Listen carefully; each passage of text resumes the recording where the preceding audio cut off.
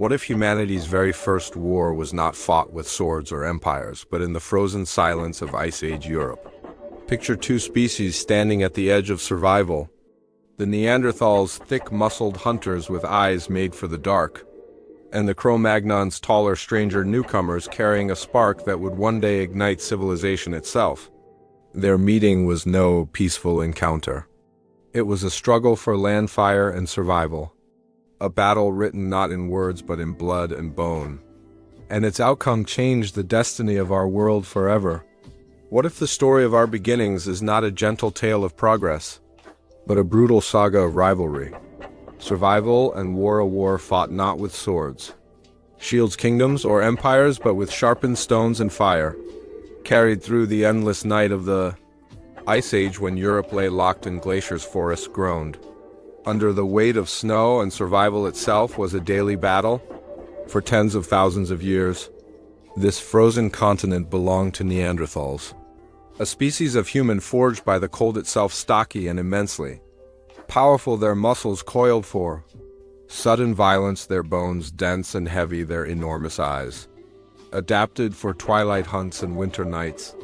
Predators who ruled their world by raw strength and ferocity, striking down mammoths, bison, and rhinoceroses with thrusting spears and close combat hunts that demanded terrifying courage. And into this unforgiving land intruded another kind of human, the Cro-Magnons. Early modern humans whose bodies looked different. Leaner, taller, darker, skinned with rounder skulls and childlike faces that seemed strange, even alien compared to their rugged rivals, yet within them burned an advantage that could not be measured by muscle alone, for they carried adaptability, imagination, and the restless creativity that would one day build civilizations.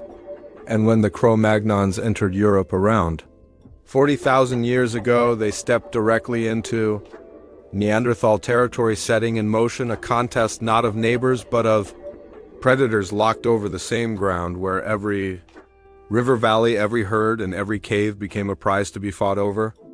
And archaeology suggests this meeting was soaked in blood rather than shared peace, for in a French cave the butchered jawbone of a Neanderthal child was uncovered, its teeth strung into what appears to be a necklace, perhaps a trophy of victory, perhaps a ritual, perhaps cannibalism, but in any case a chilling sign that the clash between these two peoples was not gentle coexistence but ruthless conflict, where even the most innocent could become casualties.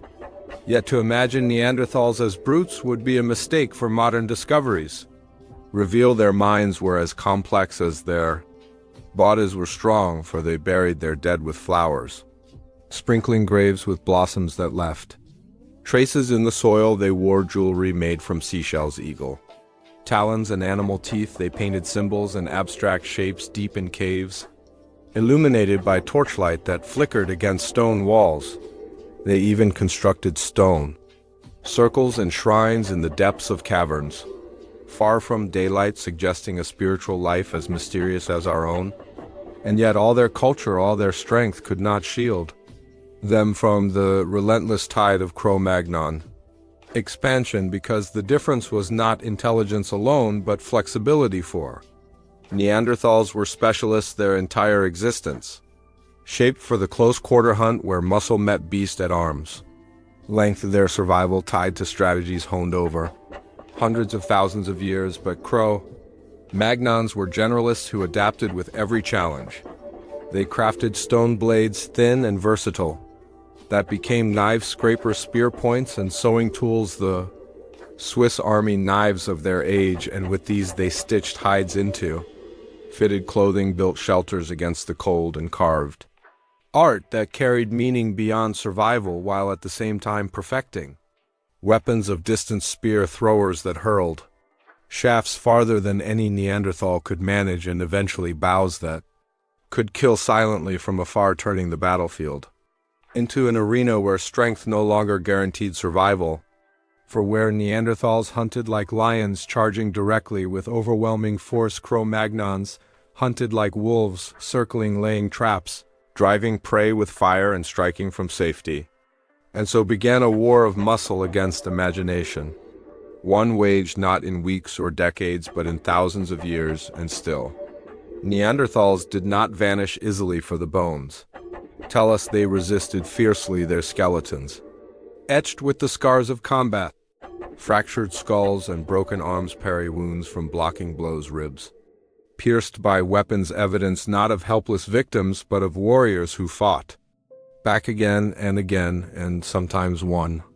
For if Cro-Magnons feared anything in those cold lands, it was the raw power of a Neanderthal. Ambush, for in hand-to-hand combat the stocky hunters were nearly unbeatable, and their large eyes gave them dominance in the night, allowing them to raid Cro-Magnon camps under darkness, striking terror before fading into the woods. And this is why the war dragged for so long, why superiority did not bring immediate victory, but stalemate, attrition, a grinding contest where generation after generation lived and died in shadow of the other. Yet Cro-Magnons carried the one weapon that could not be countered, the power to change. For when winters grew harsher, they sewed better clothing. When prey shifted, they devised new hunting tactics. When dangers increased, they formed stronger alliances. They spread farther across the map, crossing mountains and rivers, occupying the Arctic edges of the world with shelters and furs that Neanderthals could never master. They turned every challenge into innovation, and with each century their numbers grew, pressing their rivals tighter into the margins of survival until the balance began to tip. And by 40,000 years ago, the tide was turning irreversibly, for Cro-Magnons were not merely surviving, they were thriving and leaving behind something else as proof of their ascent. Art and culture on a scale the world had never seen. The walls of caves blossomed with vivid paintings of mammoths, bison, and deer drawn in ochre and charcoal, glowing across 30 millennia. Figurines like the Venus of Hohau Fells were carved from ivory, symbolizing fertility, survival, and hope. And music was born in flutes carved from bird bone, carrying haunting notes through the darkness. And this cultural explosion was not frivolous decoration, but a weapon as powerful as any spear, for it bound their groups together, gave them shared myths and identities, turned fragile bands of foragers into cooperative tribes that trusted one another in ways Neanderthals could not match. And in the end, this unity proved decisive, for when numbers, cooperation, imagination, and adaptability converged, Neanderthals could not withstand the pressure. And though they fought with strength, bravery, and ingenuity, their world shrank until only a few scattered populations clung to survival in isolated refuges before finally fading into extinction. Around 30,000 years ago, leaving behind nothing but bones, artifacts, and a small echo in our DNA, for their blood did not vanish entirely but flowed into ours through interbreeding, making all of us today a little Neanderthal. Yet the greater legacy is that we stand here as Cro-Magnons' descendants because they did not merely endure but triumphed. And when we look back on that frozen battlefield of Europe, we must admit that the foundation of our civilization is not peace but struggle, not harmony but conquest. For humanity's first great war was fought in silence under icy moons by firelight, where two species of humans stared into each other's eyes and only one walked away into the future. As the balance began to tip against the Neanderthals, the story of human survival entered its most dramatic chapter. For this was not simply the extinction of one branch of our family tree, but the crucible in which the identity of modern humanity was forged. For when Cro-Magnons pressed deeper into Europe, they did not conquer by brute force alone, but by reshaping the very meaning of survival, turning culture into a weapon as sharp as any spear, and imagination into the true edge of evolution. And this difference became more evident with every generation as the Neanderthals' world shrank while Cro-Magnons painted theirs onto stone walls, filling the darkness of caves with bison, mammoths, and deer so vivid they still pulse with life after 30,000 years. Images that were not only expressions of art, but also tools of survival, teaching hunts, inspiring courage, binding groups together with shared visions. And alongside the paintings, figurines like the Venus of Hohau Fells carved from mammoth Ivory emerged symbols of fertility and continuity in a harsh world where survival depended on new births and strong women, while music too made its entrance in the form of flutes carved from bird bone producing sounds that echoed across frozen valleys carrying the first human songs of hope and memory. And in these acts the Cro-Magnons were doing something Neanderthals never fully mastered. They were building a symbolic universe, a shared culture that could unite tribes across distances, reinforcing cooperation on scales larger than bloodlines. This was not simply survival, it was the birth of civilization in its most primitive form. For a group that sings together, paints together, and believes together, fights together with a unity that surpasses mere instinct. And this gave Cro-Magnons a decisive advantage in the slow war of attrition, because where Neanderthals were bound by the raw ties of family, Cro-Magnons could forge alliances that stretched across valleys and rivers, creating networks of support that allowed them to outnumber and outlast their rivals. Yet the struggle remained brutal, for bones tell stories of conflict that lasted millennia. Skulls with fractures from clubs, forearms broken in parries, ribs pierced by stone points, wounds that healed only to be struck again. Evidence that Neanderthals fought Cro-Magnons as fiercely as they once fought mammoths, and sometimes won battles in the night, their superior vision allowing them to ambush camps with devastating effect. But slowly their losses mounted, for every Cro-Magnon innovation tipped the scales further. The spear thrower that allowed a hunter to strike from 50 yards away, the bow that multiplied killing power at distance, the ability to trap and corral prey with fire or drive them off cliffs. Each one a revolution that Neanderthals never adopted, perhaps because their bodies, their training, their traditions bound them too tightly to the old ways. And as technology advanced, Cro-Magnons also conquered new environments, slipping into the Arctic fringes of Eurasia, building shelters of bone and hide-stitching clothes of layered furs. Innovations that Neanderthals never mastered. While in warmer lands, they crossed coasts and islands, spreading into every ecological niche with astonishing speed, a mobility that left Neanderthals increasingly cornered in their ancestral strongholds. But this was not a story of helpless victims, for Neanderthals remained fearsome foes until the end. Their enormous strength unmatched, their resilience astonishing. And some scholars suggest that Cro-Magnons avoided direct battle whenever possible, instead waging a guerrilla war of raids, ambush, and pressure wearing down their rivals through endurance rather than annihilation in single clashes. A strategy that may explain why the conflict lasted so long, nearly 10,000 years of contested valleys and shifting borders before one side finally gave way. It is tempting to ask whether climate alone finished the Neanderthals, as ice sheets advanced and prey migrated, but the truth is stranger and darker, because where climate shifted, both species suffered, yet only one adapted successfully. And adaptation was the true battlefield, where Cro-Magnons always triumphed, not only in tools and clothes, but in minds that could imagine tomorrow, plan for the hunt, and teach children lessons carried through song and story, ensuring each generation began stronger than the last. In this way, knowledge itself became a weapon, a torch passed hand to hand, lighting the path forward, while Neanderthals clung to traditions that had once made them masters but now chained them to extinction. And so their numbers dwindled tribe by tribe until perhaps only a few hundred survived in isolated corners of Europe, their fires flickering weaker with every winter until finally darkness consumed them.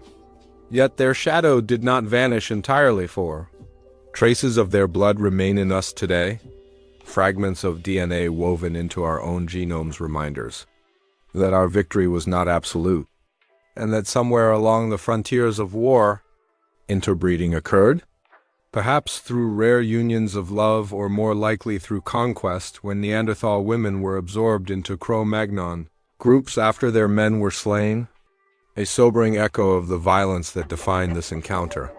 Still, the deeper truth is that Neanderthals were not failures, but a mirror of what we might have been had we not carried the gift of adaptability. For in their jewelry, their graves, their paintings, we see reflections of ourselves, proof that the line between us and them was thinner than we once imagined. And their extinction is a reminder that dominance is never guaranteed but earned through constant change. The Cro-Magnons succeeded not because they were innately superior, but because they became more flexible, more inventive, more united. And in doing so, they laid the foundations of everything that followed every city. Every culture, every story, including this one, traces its roots to the frozen battlefields where our ancestors once stood staring across the firelight into the eyes of another kind of human, knowing that only one future could prevail.